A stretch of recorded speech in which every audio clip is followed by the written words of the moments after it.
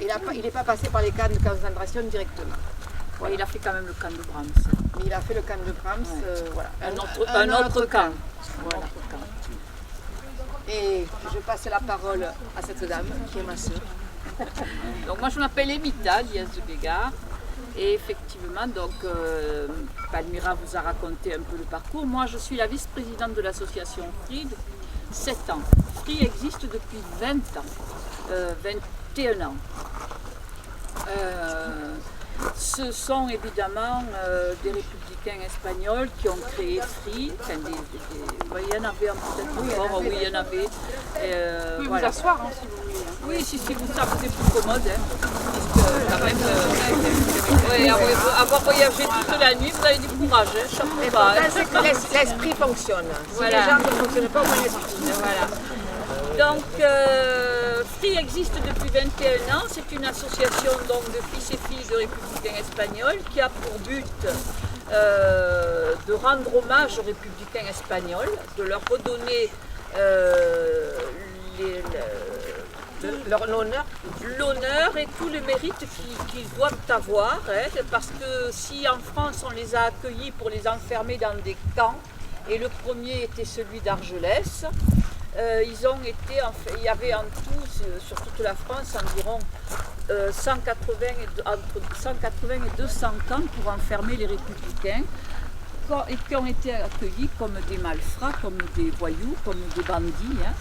En fait, ils faisaient peur parce qu'on les traitait de rouges. Et rouge, qu'est-ce que ça voulait dire? Communiste, socialiste, anarchiste, trotskiste, enfin tout était confondu dans rouge. Hein. Voilà. Diable. Le diable. Voilà, les diables. Donc on les a stigmatisés en faisant peur à la population française. Et donc on les a enfermés dans des camps. Sauf que l'histoire, elle est ce qu'elle est, et qu'en septembre 1939, certains d'entre vous doivent le savoir, qu'est-ce qui se passait en France? Non, ils savent pas. Septembre 39. Qui commence La guerre.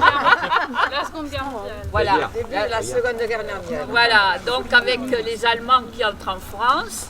Et on peut dire que Hitler et Franco, c'est un peu la même chose. Copain. Voilà. Et donc, qu'ont fait nos républicains espagnols en septembre 1939? Eh bien, ils se sont mis pour la plupart dans la résistance pour aider les Français à se débarrasser d'Hitler. Hein, voilà. Donc,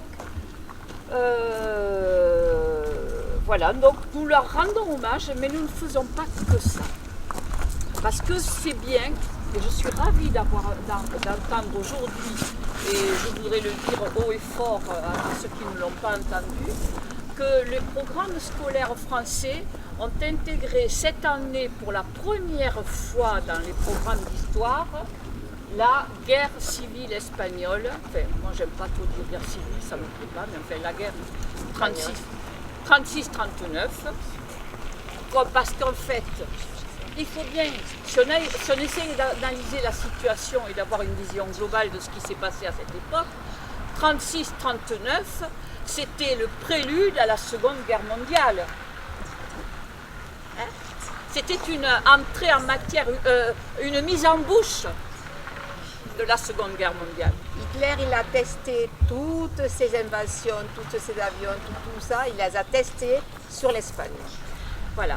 Donc en fait, c'est bien que les programmes scolaires l'intègrent, parce que c'est la première fois quand même qu'on voit dans les programmes scolaires cette période.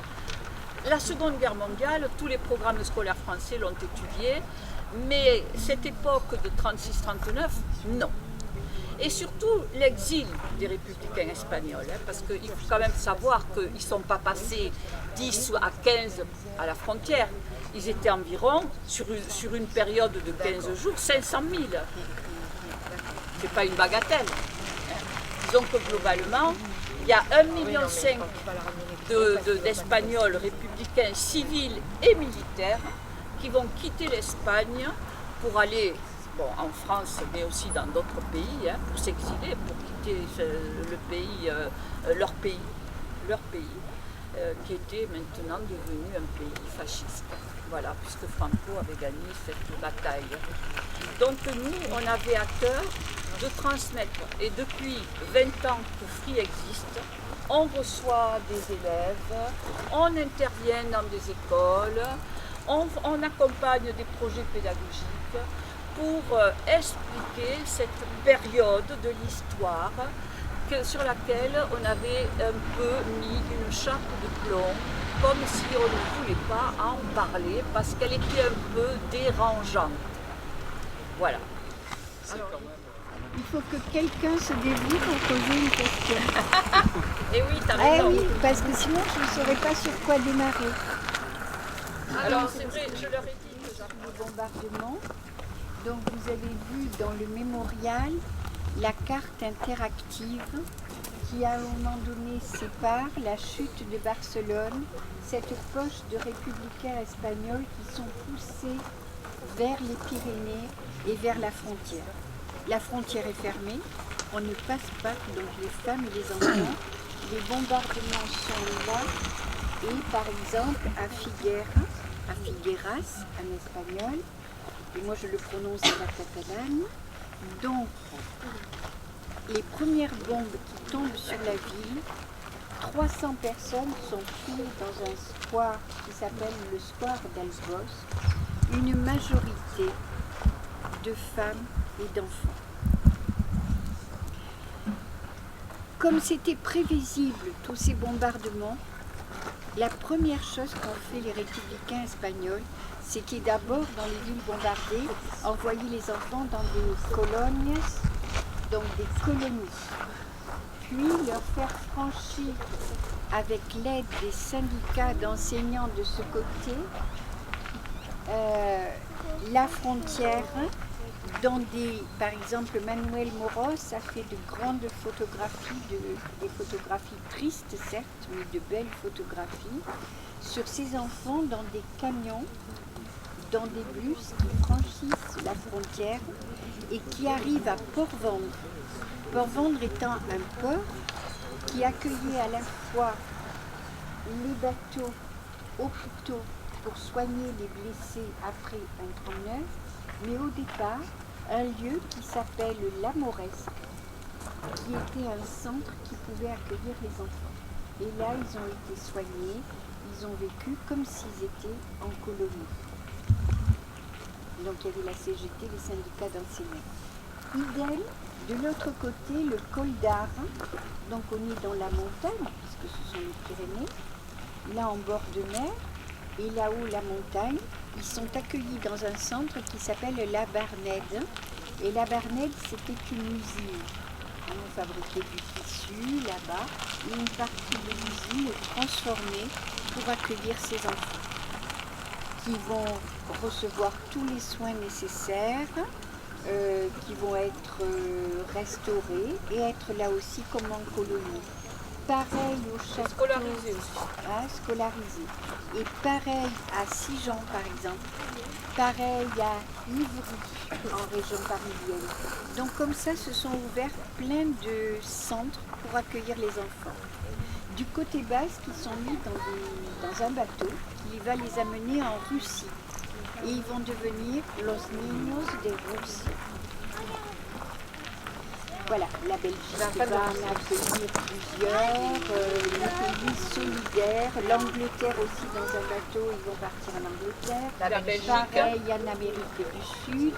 Vous voyez, Il y a c'est plusieurs pays qui protéger accueillent les des enfants. enfants. Quand la guerre se termine en 1939, il y a des familles, la guerre est terminée, ils vont demander à ces enfants de revenir en Espagne. Et d'autres vont rester, retrouver ou ne pas retrouver leurs parents et rester dans les pays où ils étaient. Ça, c'était côté enfant. Et ensuite, il y avait les enfants dans le camp. Et on peut parler, par exemple, d'un membre de Free, Gilbert Fouillonnet, qui était en France sur cette étage. Et il dit que sa maman faisait partie d'un atelier de couture, etc. Les mamans. Et les enfants, eh bien, elle avait peur qu'il aille se noyer dans la mer. Donc elle lui avait attaché un pied Et elle avait attaché pour qu'il ait une distance un peu et qu'il ne puisse pas, parce que tous les enfants jouent. Et quand vous voyez cette plage, ben vous vous dites que oui, on a envie de jouer, on a envie de jouer dans l'eau. Mais c'était ça dans l'îlot des femmes et des enfants. Voilà. Et ils voyaient leur père, donc l'exposition Robert Capa montre des papas qui, à travers le grillage, viennent voir leurs enfants. Puisque les familles ont été séparées au boulot, la plupart du temps. Certaines familles envoyées dans des trains, hein, comme votre maman, qui est allée jusqu'au Sable d'Olonne.